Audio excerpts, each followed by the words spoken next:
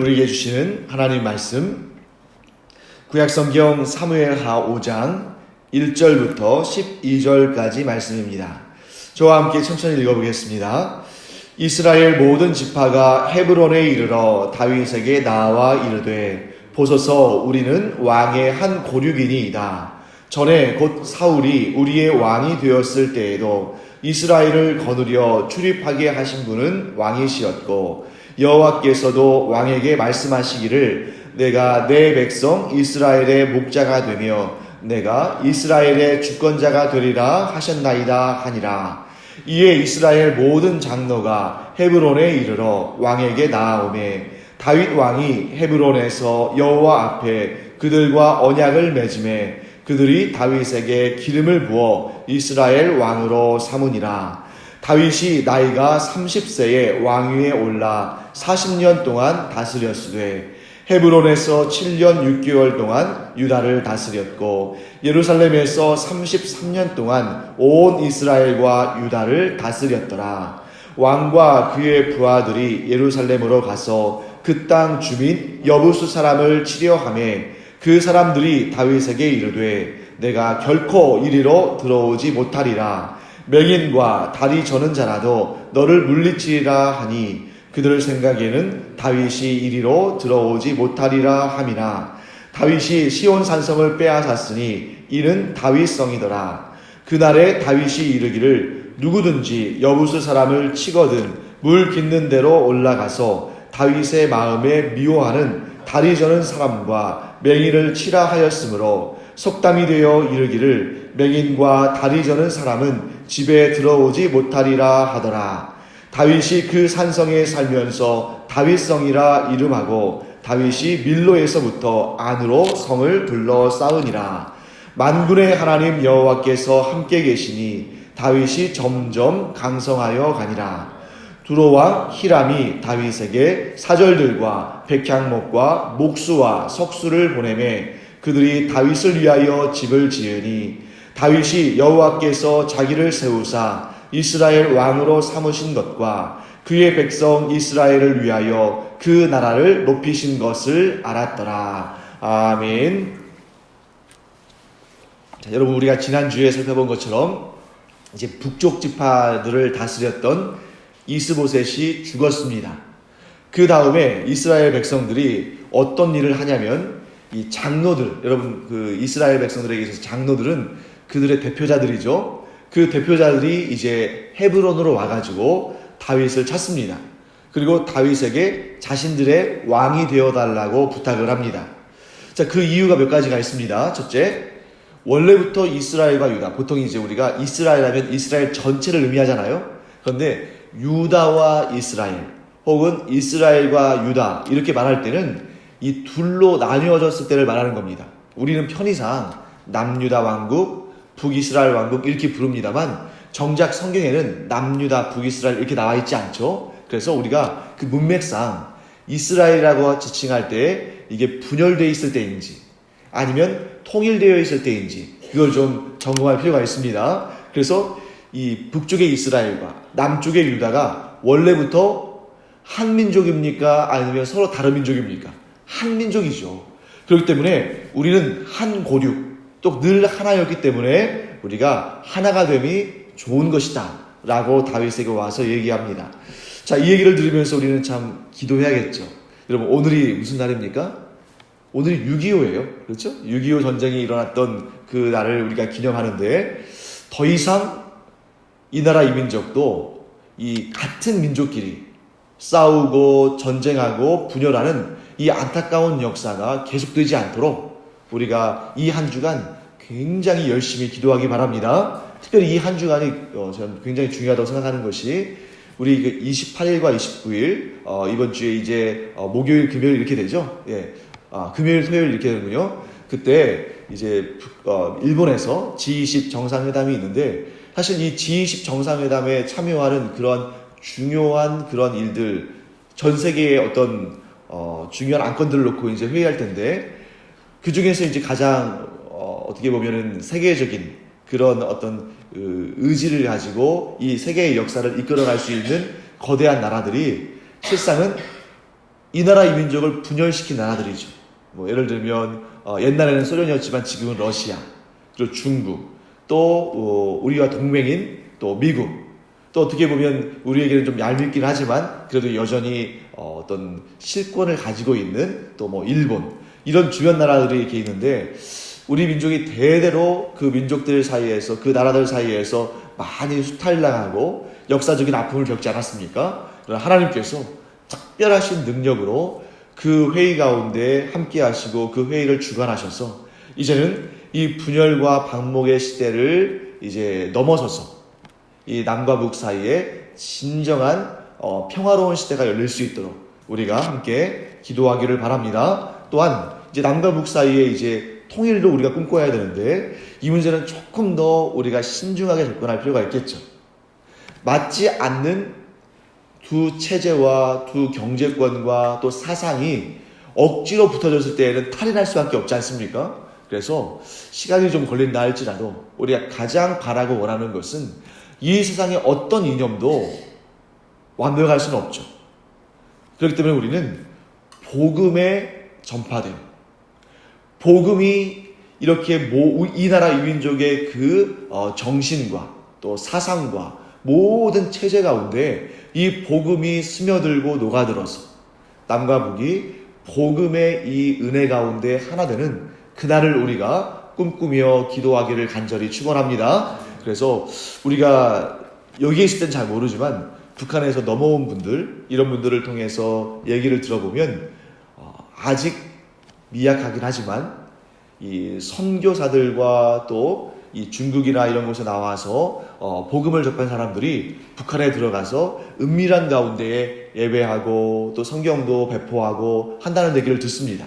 물론 아직은 굉장히 작은 움직임이지만 하나님께서 여러분 우리가 어떤 역사를 우리에게 베풀어 주셨는지를 기억한다면 결코 이 움직임이 작은 움직임으로 그치지 않을 줄 믿습니다. 처음에 12명의 사도들을 통해서 하나님 나라가 증거되기 시작했잖아요. 그들이 성령으로 충만해지니까 놀라운 역사가 이스라엘부터 시작해서 열방으로 전파됐다는 것을 우리는 성경을 통해서 알게 됩니다. 그래서 여러분, 제가 생각할 때는 분명히 12명보다 훨씬 많은 주님의 헌신된 일꾼들이 지금 북녘 땅에서 복음의 사역을 감당하고 있고, 또 중국에서, 또 우리 대한민국에서 이렇게 지원하고 기도하고 또 파송하는데 하나님께서 놀라운 복음의 역사를 이루시며 그 아름다운 열매로 이 나라와 이 민족이 복음의 터전 위에서 통일되고 온 세상을 복음화하는 하나님의 선교사 민족이 되는 놀라운 역사를 이루시기를 우리가 늘 쉬지 않고 기도하기를 간절히 축원합니다. 그래서 이제 이 이스라엘 백성들이, 이스라엘의 장로들이 와서 우리 원래부터 하나였다, 이 하나를 이루는 것이 옳다라고 다윗에게 이야기하는 것을 보게 됩니다. 또한 두 번째로 이런 얘기를 합니다. 사울이 비록 왕이었지만 이스라엘을 위해서 실질적인 왕의 역할을 한 사람은 다윗이다 라고 얘기하는 것입니다. 자, 왜 이런 얘기를 할까요? 왕의 역할에 가장 중요한 건 뭡니까? 사실 우리가 보통 왕하면 높은 권세, 또 부귀, 영화 이런 것들을 생각합니다만 실질적으로 왕의 가장 중요한 역할은 그 백성들을 보호하는 것입니다. 그렇기 때문에 우리가 왕을 보통 누구와 비유하냐면 목자와 비유해요. 목자가 양들을 이렇게 잘 목양하듯이 왕은 그 백성들을 잘 이끌어줘야 됩니다. 그런데 여러분 아시다시피 사울은 온통 그 마음의 중심이 어디에 가 있는 거예요? 자기의 왕권을 유지하고 자기의 잠재적인 그러한 라이벌들이나 대적자들을 죽이고 제거하는데 굉장히 거기에 모든 에너지를 다 썼죠. 그래서 항상 다윗을 공격했고, 심지어 여러분 이 도액이라는 사람을 시켜서 사울이 그 제사장들을 많이 죽이는 그런 사악한 일을 행하지 않았습니까? 그렇기 때문에 사울은 그 제사장들 목숨도 파리 목숨처럼 이렇게 죽이던 사람인데, 그 사울이 이스라엘의 일반 백성들을 얼마나 함부로 여겼겠어요. 그러므로 사울은 정작 그 직책은 이스라엘의 왕이었지만 하나님께서 기뻐하신 왕이 아니었고 결국 하나님의 버리심을 받았습니다. 하지만 우리가 잘 알듯이 이 다윗은 우리 앞쪽에서 배웠죠. 심지어 시글락이라는 그 블레셋 지경에 살면서도 이스라엘 사람들을 공격하지 않고 오히려 그들을 도와주고 보살피는 이러한 충성스러운 신실한 모습을 보였습니다. 그 소문이 이스라엘 전역에 퍼졌을까요? 퍼지지 않았을까요? 퍼졌다는 거죠. 그러니까 이 사람들이 사울의 그 칼 앞에서, 또 사울 다음에는 아브넬과 이스보셋이죠. 그들의 그 무력 앞에서 그 속마음을 드러내지는 못했지만 이 북쪽에 있는 사람들도 어떤 마음을 갖고 있는 겁니까? 다윗이 왕이 됐으면 좋겠다. 왜냐하면 그야말로 이스라엘 백성들을 진정으로 사랑하고 보살피는 목자의 마음을 가졌기 때문이다 라고 생각한 것입니다. 그 다음에 세 번째, 마지막으로 왜 이스라엘의 전체의 왕으로 다윗이 올라가야 됩니까? 하나님께서 지명하여 부르시고 기름 부어주셨기 때문에. 자, 이 내용들로 인해서 이 남쪽과 북쪽이 하나 되어야 한다고 이 장로들이 와서 부탁을 합니다. 그러자 이제 다윗은 여호와 하나님 앞에서 그들과 언약을 맺었죠. 그리고 그 이스라엘 장로들이 다윗에게 기름을 붓고 이스라엘의 전체의 왕으로 다윗을 추대합니다. 자, 여러분, 그러면 이제 문제 하나 드리겠습니다. 다윗이 기름 부음을 받았는데 다윗은 그 평생 동안에 기름 부음을 몇 번 받았습니까? 3번 받은 거예요. 맨 처음에는 어렸을 때 사무엘로부터 기름 부음을 받았고, 그 다음에는 남쪽의 유다 지파 사람들에게 기름 부음 받았고, 이번에는 북쪽의 이스라엘 지파의 장로들이 내려와서 기름 부음을 함으로 말미암아 비로소 이스라엘 12지파 전체의 왕이 되는 그러한 역사가 시작됩니다. 자, 그리고 다윗은 몇 세의 왕위에 올랐습니까? 30세죠. 그리고 몇 년간 통치했어요? 40년. 성경을 보면 이렇게 딱딱 떨어지는 경우들을 보게 돼요. 예를 들면 사울도 40년, 다윗도 40년, 솔로몬도 40년 이렇게 통치하잖아요.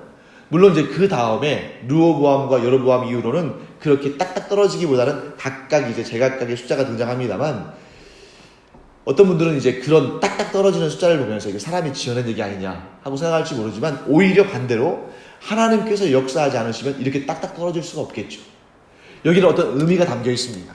여러분, 30이란 나이는 뭘 의미하냐면, 이 30이 비로소 이 성인 남성으로 인정이 되고 공식적인 사역을 시작하는 그러한 나이가 30세입니다.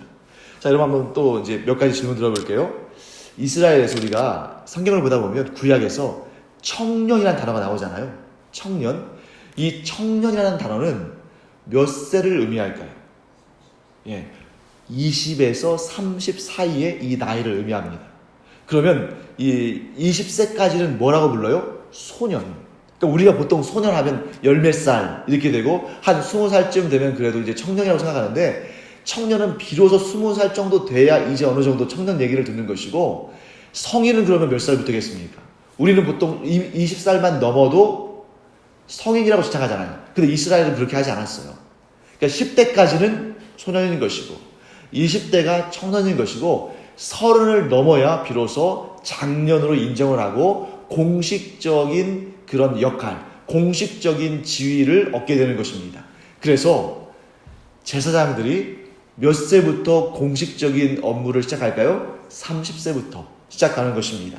자, 그리고 또 40이라는 숫자는 뭘 의미할까? 이 40년은 보통 한 세대를 의미합니다. 이 한 세대가 40년이에요. 그래서 사울이 한 세대를 다스리는 것이고 다윗과 솔로몬도 각각 한 세대를 다스리는 것입니다.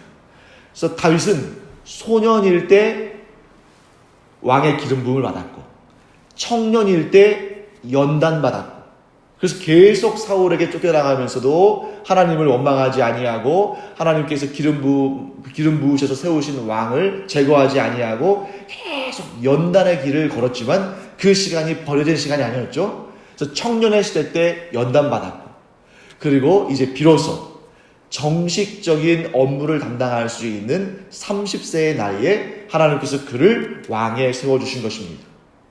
다윗이 쫓겨다닐 때는 그 시간이 얼마나 길고 지루하게 느껴졌겠어요. 하지만 정작 하나님은 다윗을 공식적인 업무를 시작하는 그 나이에 바로 왕으로 출발할 수 있는, 어떻게 보면 가장 빠른 길로 인도하신 것이기도 하는 것을 우리가 알 수 있습니다. 그리고 나서 이제 헤브론에서 몇 년? 7년하고 6개월. 그리고 예루살렘에서 33년. 그러니까 정확히 얘기하면 대략 한 40년 6개월. 그리고 이제 얼추 말하면 40년 동안을 아주 평안하게 이스라엘을 다스린 성공적인 왕이었다 하는 것을 우리가 보게 됩니다. 자, 그러면 다윗이 이 왕위에 오른 다음에 가장 먼저 한 전투는 무엇이었을까요? 오늘 본문의 말씀에 6절부터 8절까지 나오죠. 그 말씀 뭐냐면 예루살렘에 가서 그 땅을 차지하고 있는 여부수 사람들을 몰아내고 이 성 예루살렘을 차지합니다. 본문에는 예루살렘이라고 정확히 나오기보다는 뭐라고 되어 있어요? 시온성 혹은 다윗성 이렇게 되어 있죠. 자, 예루살렘은 보다 넓은 지역이고 여기에서 말하는 시온성을 차지해서 거기를 다윗성으로 이름 붙이죠. 그곳은 지금의 예루살렘의 그 지도를 놓고 볼 때 예루살렘의 남쪽을 의미합니다. 그러니까 처음부터 예루살렘 전체가 이 이스라엘의 수도가 된 것이 아니고, 그러니까 오늘날로 따지고 보면 이 예루살렘의 남부 지역부터 차지해서 점점 확장해 나가는 그러한 과정을 거칩니다. 자, 여기서 그럼 재밌는 표현이 하나 나오죠. 그때 예루살렘을 차지하고 있던, 사실 이 예루살렘은 이스라엘 전체에서 가장 차지하기 힘든, 가장 공격하기 힘든 요새 중에 요새였어요. 왜냐하면 이 예루살렘이 높은 지역에 있고 주변이 전부 이렇게 경사진 곳이고 골짜기고 그렇기 때문에 예루살렘 위에서 아래를 내려보면서 누가 쳐들어오는지 한눈에 들어옵니다. 이 천혜의 요새인 거죠. 그러니까 이 천혜의 요새에 살고 있던 여부수 족속이 다윗을 우습게 본 거예요. 네가 아무리 작전을 잘 세우고 네가 아무리 대군을 거느리고 와도 우리는 함락 못 시킨다. 실제로 그렇지 않겠습니까, 여러분? 자, 여호수아 시대 때 하나님께서 이 가나안 땅을 정복하도록 하나님께서 기회를 주셨는데 그때에도 정복을 못했어요. 사사시대가 대략 한 350년 정도 진행되는데 그 사사시대에도 여전히 예루살렘을 정복하지 못하고 여부수 족속이 이 그 땅을 차지하고 있었습니다. 그런데 어떤 시대에 이제 사울 왕이 이스라엘의 왕으로 올라갔을 때에도 이 40년 동안 예루살렘을 정복하지를 못했어요. 그러니 한 400년 정도를, 400년 혹은 그 이상을 여부수 족속이 그 땅을 차지하면서 아무리 이스라엘 백성들이, 이스라엘 나라가 그곳을 차지하려고 치고 들어와도 아무도 성공을 못했습니다. 그리고 그들은 자신만만했어요. 다윗 너도 여기에 얼씬도 못한다. 그러면서 뭐라고 말합니까? 맹인, 눈 못 보는 사람들, 또 다리 저는 사람들, 즉 거동이 불편한 사람들, 이런 사람들이라 할지라도 우리 가운데 가장 미약하고 가장 전투력이 없는 사람들도 너희들을 충분히 상대할 수 있다 라고 다윗과 이스라엘을 조롱했습니다. 자, 그때에 이제 다윗이 이 여부수 사람들을 쫓아냈습니까? 쫓아내지 못했습니까? 쫓아냈죠. 전쟁에 승리를 했습니다. 자, 그때에 이제 다윗이 이런 말을 하죠. 우리 8절 말씀 보시면 이런 내용이 있습니다. 그날에 다윗이 이르기를 누구든지 여부수 사람을 치거든 물 깃는 데로 올라가서 다윗의 마음에 미워하는 다리 저는 사람과 맹인을 치라 하였으므로 속담이 되어 이르기를 맹인과 다리 저는 사람은 집에 들어오지 못하리라 하더라. 여러분, 이 말씀을 우리가 자세히 보면 살짝 이렇게 오해할 수도 있습니다. 어떻게 오해할 수 있냐면 오늘날의 관점에서 이 본문을 보면 다윗이 맹인이나 다리 저는 사람처럼 이러한 장애인들에 대해서 왜곡된 시각을 가지고 있는 거 아닌가? 그들을 미워하는 거 아닌가? 그들을 함부로 대하는 거 아닌가? 여러분, 그렇게 오해하시면 안 돼요. 이것은 상징적인 것입니다. 자, 먼저 여부수 사람들이 다윗을 향해서 조롱했기 때문에 그들이 한 말을 가지고 되받는 거예요. 그러니까 다윗이 맹인과 다리 저는 사람들을 이렇게 차별한다는 뜻이 아니라 여기에서 다윗이 말하는 다리 저는 사람과 맹인은 여부스 족속을 지칭하는 것입니다. 그래서 이 말이 속담이 돼가지고 맹인과 다리 저는 사람과 맹인이 집 안에 들어오지 못한다. 이 말씀은 뭐냐면 여부스 족속과 같이 하나님의 백성을 대적하고 하나님의 백성들을 조롱하는 그런 사람들은 예루살렘에 또 이스라엘에 들어올 수 없다라고 말하는 거예요.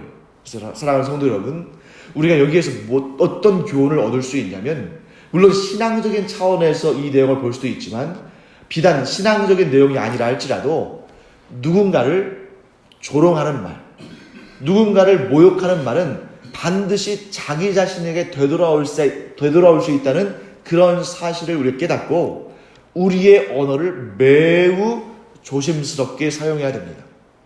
우리가 누군가를 조롱하고 누군가를 비판하고 누군가에게 좋지 않은 말을 하고 누군가에게 원망의 말을 했을 때 이것이 나를 평가하고 나에 대한 그러한 판단의 기준이 될 수 있다 하는 것을 우리는 분명히 깨달아야 돼요. 그래서 우리가 지난 시간에도 또 우리가 이 말씀을 한번 제가 드린 적이 있습니다만, 우리가 하나님 앞에서 할 수 없는 말은 사람 앞에서 하지 않는 것도 좋다. 이거는 제가 지난 주일 오후에 광영 가족교육 시간에 드렸던 말씀이네요. 그래서 우리가 항상 우리의 말과 행실을 항상 우리가 겸비하고 점검해야 되는데, 그 기준은 뭐냐면 하나님 앞에서 감히 할 수 없는 말은 사람 앞에서도 하지 않는 것이 좋다. 이런 기준을 갖는다면 우리가 말의 실수를 많이 줄일 수 있을 겁니다. 물론 이 세상을 살아가면서 우리가 완벽할 수는 없겠죠. 하지만 우리가 말 한마디를 할 때에도 이 이스라엘의 제사장들이, 우리는 왕같은 제사장으로 세워졌으니까요, 이스라엘의 제사장들이 항상 하나님을 섬길 때에 그 머리에 패를 붙였죠. 뭐라고 붙였습니까? 여호와께 성결. 우리가 왕같은 제사장으로 이 땅에 부르심을 받았다면 우리는 항상 어떤 마음을 가지고 살아야 됩니까? 우리의 이 예배하는 시간뿐만 아니라 우리의 일상 가운데서도 우리는 여호와 앞에 성결한 삶을 살겠다. 거기에는 무엇이 포함됩니까? 우리의 생각과 우리의 말과 우리의 행동과 우리의 관계까지 다 포함이 되는 것이죠. 그래서 여러분, 오늘 이후로 우리가 이 여부스 족속이 자기들이 다윗을 향해서 조롱하며 뱉었던 그 말이 자기들에게로 그대로 돌아와서 그것이 그들에게는 큰 심판의 제목이 된 것처럼, 여러분과 제가 마음을 모아서 여호와 앞에 성결한 삶을 살 뿐만 아니라 그 삶이 우리의 일상을 통해서도 사람들 앞에서도 드러나는 그런 여러분과 제가 되기를 간절히 축원합니다. 그래서 말의 실수가 없으면 온전한 사람이다 라는 말이 그냥 나온 것이 아니에요. 우리의 말에는 반드시 힘이 있고, 우리의 말은 축복하고 격려하고 사람을 세우는 일에 사용되는 것만으로도 우리의 인생이 짧다. 항상 좋은 말씀, 축복하는 말, 격려하는 말, 칭찬하는 말, 이런 말만 우리가 하기로 작정한다면 그 축복과 칭찬과 격려가 다시 몇 곳절의 은혜로 우리에게 돌아올 줄 믿습니다. 이 은혜를 가지고 살아가는 여러분과 제가 되기를 간절히 축원합니다. 근데 제가 이 뒷부분을 조금 더 해야 할 것 같은데, 이 나머지 부분, 오늘 내용들을 조금 더 정리하고 이 나머지 부분을 우리가 내일 조금 더 보강해서 살펴보도록 하겠습니다.